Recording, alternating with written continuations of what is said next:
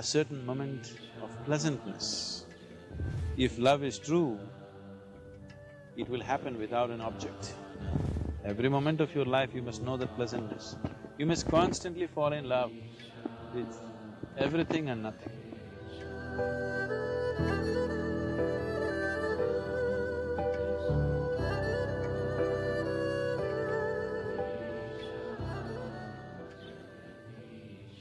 It all depends what is your idea of love, first of all. If you fell in love with one woman, one bird, one ant, one tree, and something, then your love is not driven by anything, you're just falling in love.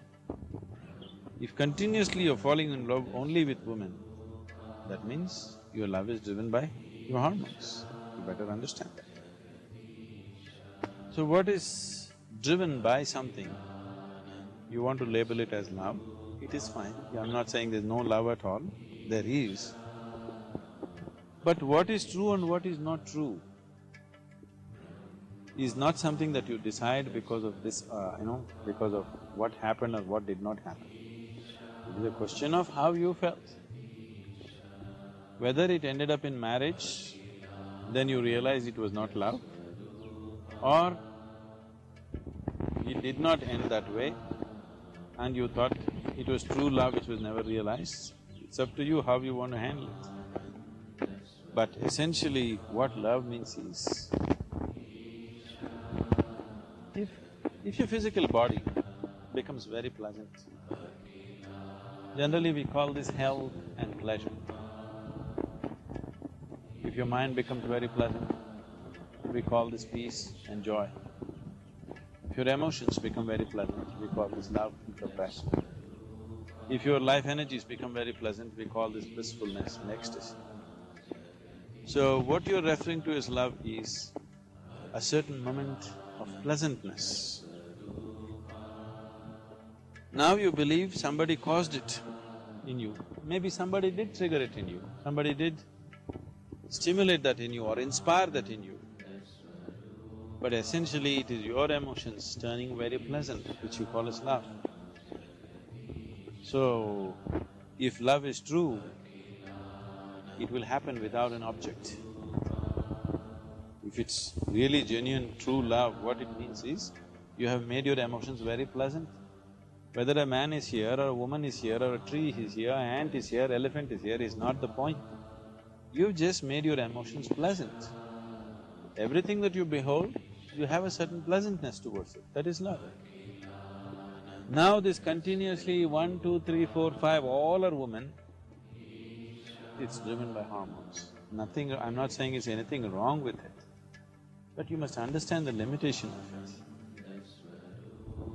So, if it ends up in a permanent bond in the form of marriage or whatever, then you think it's successful. If it did not, you think it's a failure. It need not be so.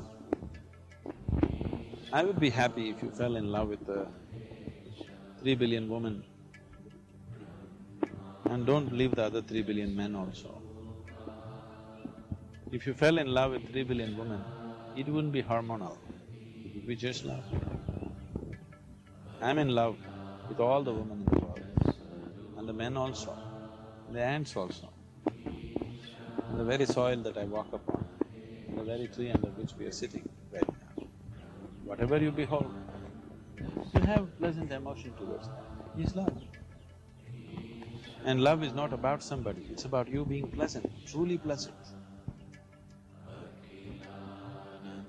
And is this right, wrong, this, that is not the thing. It is an intelligent way to exist.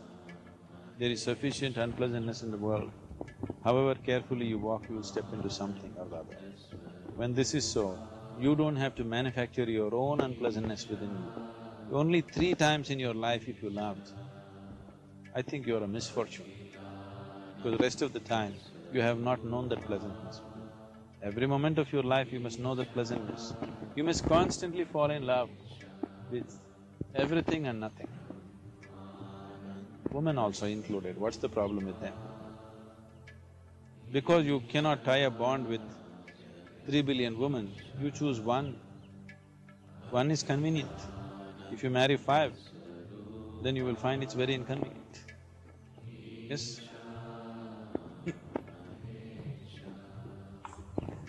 One is convenient, and above all, the reason why you tie a bond with somebody is, at least with one person in your whole life, you want somebody with whom there is no holds barred.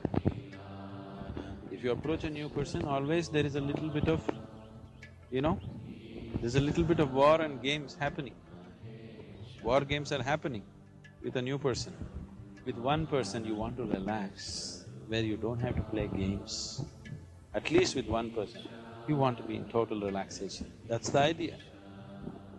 Why you want at least one person? That is, still you have not reached a point where you are simply relaxed by yourself, with life itself. Because you are unable to relax with the whole manifestation of life around you, the million manifestations of life around you totally, at least with one person you want to find that. That's the idea of finding a bond or building a bond with that. So people who look beyond that are people, they don't value relaxing with one person because now they're able to relax with just about anything. They are totally at ease with everything in existence.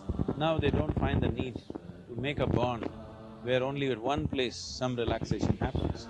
Rest of the place you are warlike, always trying to protect yourself. One place where you can keep your defense mechanism down.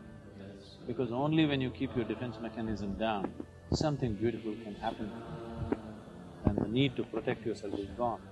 So the idea of forming a unit of family and the larger identities of community, nation and whatever else is simply to find a space where you can keep your defense mechanism down. Just be in a certain sense of ease, because only in that ease, the other possibility will find expression. Otherwise, you will be just like an animal, constantly trying to survive, preserve yourself. So, love is seen as a possibility to go beyond that instinct of self-preservation, where you're not trying to preserve yourself, you're trying to offer yourself to something or somebody. For that you don't need a person, you can just do it simply with life.